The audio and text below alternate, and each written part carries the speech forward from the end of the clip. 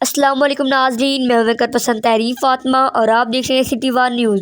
ٹوبہ کی تحصیل گوجرہ کے تھانہ سٹی کی حدود میں قاتل ڈور کے پھرنے سے معصوم بچی کی ہلاکت کے بعد ضلعی پولیس نے پتنگ فروشوں کے خلاف گہرا تنگ کر دیا ہے۔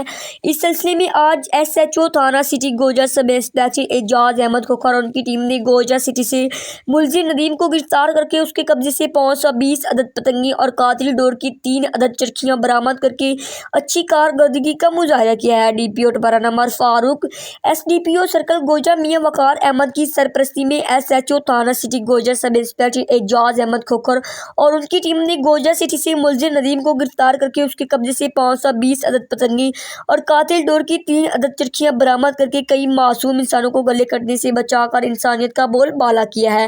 میں اس اچھی کارکردگی پر ایس ایچ او تھانہ سٹی گوجرہ سب انسپکٹر اعجاز احمد کھوکھر اور ان کی ٹیم کو شاباش دیتا ہوں۔ ان کی حالت کا اظہار ڈی پی او ٹوبہ نمبر فاروق نے پریس ریلیز میں کیا۔ اس موقع پر P R O A S I محمد عطا اللہ بھی موجود تھے۔ ڈی پی او ٹوبہ نمبر فاروق نے مزید کہا کہ اگر آئندہ ضلع بھر میں کہیں بھی ڈور پھرنے سے کسی کی موت واقع ہو گئی تو پتنگ ساز اور پتنگ فروش کے قتل کی دفعہ 109 تے کے تحت مقدمہ درج کیا جائے گا۔